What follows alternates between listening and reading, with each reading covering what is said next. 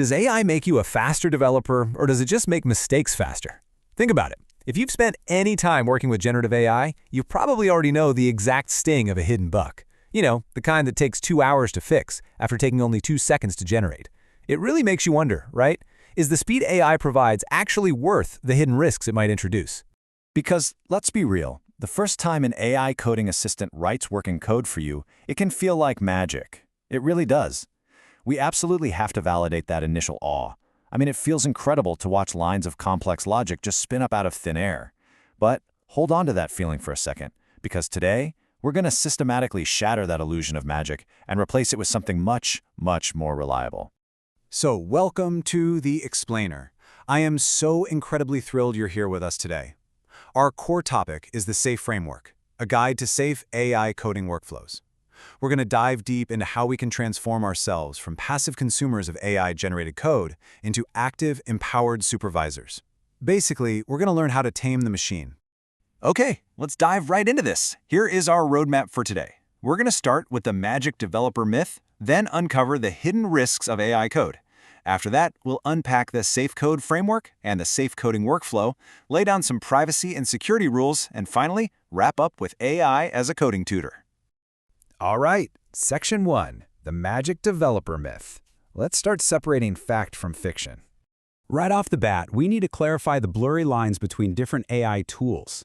On one hand, you have an AI app builder. Now, an app builder is fantastic for creating fast prototypes, but it hides all the complex, messy structures beneath the surface. It's kind of like a black box. An AI coding assistant, on the other hand, keeps you right there closer to the code. It puts you firmly in the driver's seat, and it absolutely demands your judgment. And the crucial word to remember here is assistant. Think of it as a fast drafting partner. It's incredibly useful for brainstorming, writing boilerplate, or debugging, but it is never, ever a replacement for human judgment.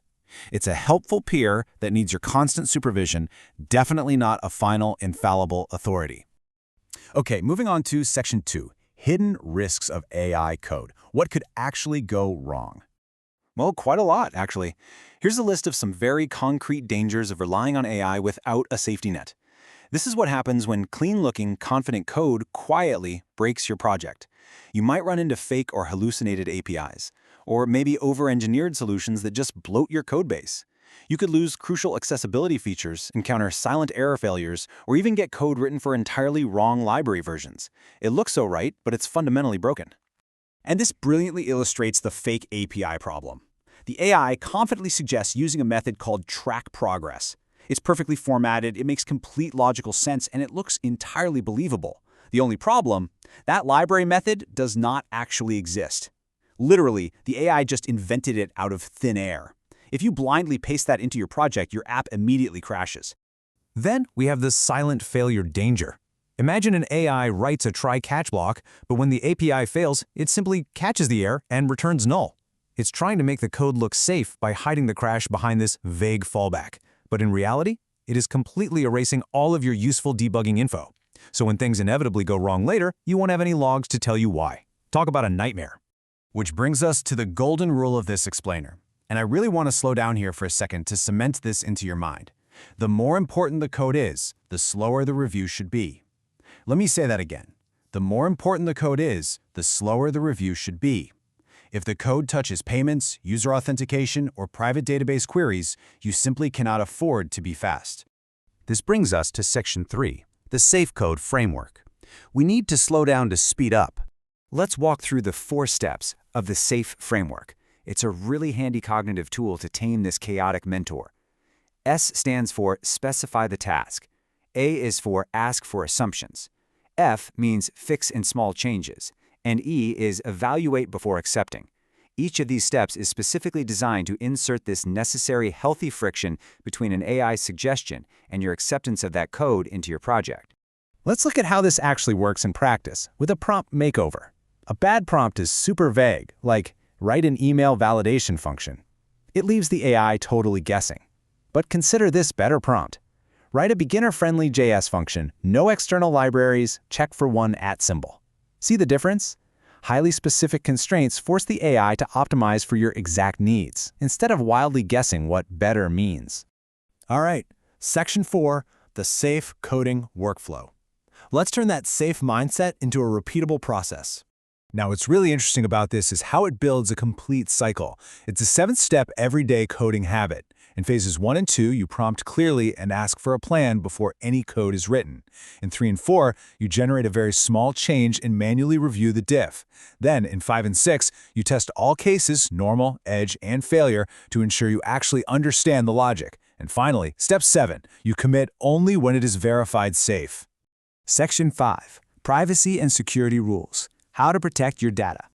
This breakdown makes it crystal clear.